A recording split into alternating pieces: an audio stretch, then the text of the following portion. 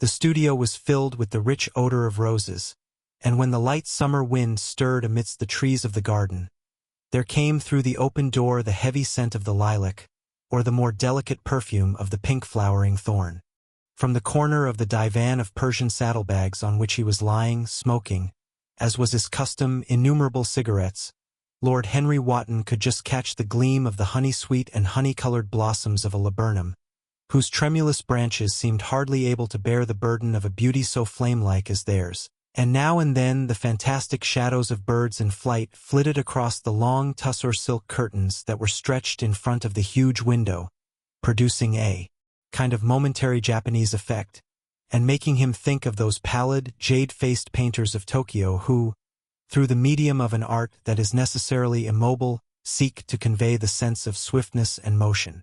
The sullen murmur of the bees shouldering their way through the long unmown grass, or circling with monotonous insistence round the dusty gilt horns of the straggling woodbine, seemed to make the stillness more oppressive.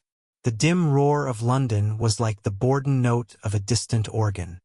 In the center of the room, clamped to an upright easel, stood the full-length portrait of a young man of extraordinary personal beauty, and in front of it, some little distance away, was sitting the artist himself, Basil Hallward, whose sudden disappearance some years ago caused, at the time, such public excitement and gave rise to so many strange conjectures.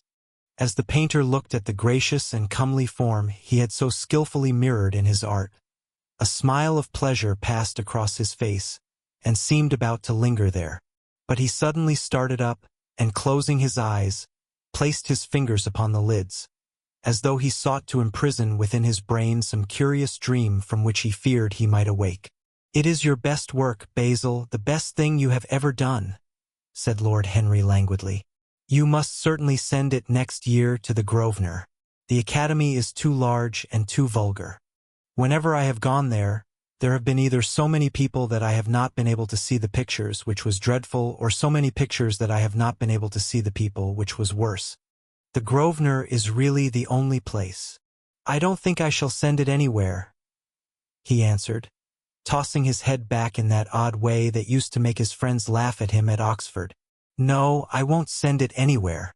Lord Henry elevated his eyebrows and looked at him in amazement through the thin blue wreaths of smoke that curled up in such fanciful whirls from his heavy, opium-tainted cigarette. "Not send it anywhere? My dear fellow, why? Have you any reason? What odd chaps you painters are. You do anything in the world to gain a reputation. As soon as you have one, you seem to want to throw it away. It is silly of you, for there is only one thing in the world worse than being talked about, and that is not being talked about. A portrait like this would set you far above all the young men in England, and make the old men quite jealous, if old men are ever capable of any emotion." "I know you will laugh at me," he replied, "but I really can't exhibit it. I have put too much of myself into it." Lord Henry stretched himself out on the divan and laughed. "Yes, I knew you would. But it is quite true all the same. Too much of yourself in it. Upon my word, Basil, I didn't know you were so vain. And I really can't see any resemblance between you, with your rugged strong face and your coal-black hair, and this young Adonis, who looks as if he was made out of ivory and rose leaves. Why, my dear Basil, he is a Narcissus, and you, well, of course you have an intellectual expression and all that. But beauty, real beauty, ends where an intellectual expression begins. Intellect is in itself a mode of exaggeration, and destroys the harmony of any face. The moment one sits down to think, one becomes all nose or all forehead or something horrid. Look at the successful men in any of the learned professions. How perfectly hideous they are, except, of course, in the church. But then in the church they don't think. A bishop keeps on saying at the age of 80 what he was told to say when he was a boy of 18, and as a natural consequence he always looks absolutely delightful. Your mysterious young friend, whose name you have never told me, but whose picture really fascinates me, never thinks. I feel quite sure of that. He is some brainless beautiful creature who should be always here in winter when we have no flowers to look at, and always here in summer when we want something to chill our intelligence. Don't flatter yourself, Basil. You are not in the least like him. You don't understand me, Harry, answered the artist. Of course I am not like him. I know that perfectly well. Indeed, I should be sorry to look like him. You shrug your shoulders? I am telling you the truth. There is a fatality about all physical and intellectual distinction, the sort of fatality that seems to dog through history the faltering steps of kings.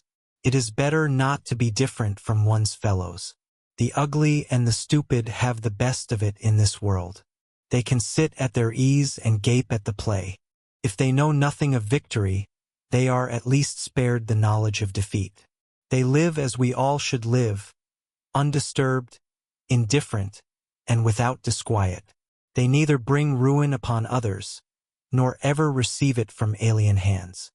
Your rank and wealth, Harry, my brains, such as they are, my art, whatever it may be worth, Dorian Gray's good looks, we shall all suffer for what the gods have given us, suffer terribly. Dorian Gray? Is that his name? Asked Lord Henry, walking across the studio towards Basil Hallward. Yes, that is his name. I didn't intend to tell it to you. But why not? Oh, I can't explain. When I like people immensely, I never tell their names to anyone.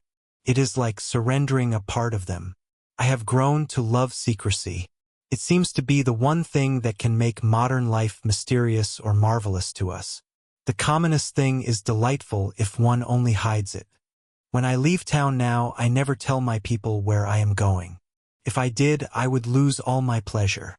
It is a silly habit, I dare say, but somehow it seems to bring a great deal of romance into one's life. I suppose you think me awfully foolish about it? Not at all, answered Lord Henry.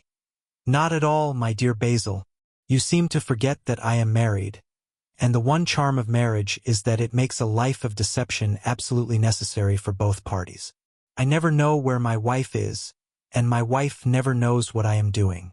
When we meet, we do meet occasionally, when we dine out together or go down to the Duke's. We tell each other the most absurd stories with the most serious faces. My wife is very good at it. Much better, in fact, than I am. She never gets confused over her dates, and I always do. But when she does find me out, she makes no row at all. I sometimes wish she would, but she merely laughs at me. I hate the way you talk about your married life, Harry, said Basil Hallward, strolling towards the door that led into the garden. I believe that you are really a very good husband, but that you are thoroughly ashamed of your own virtues.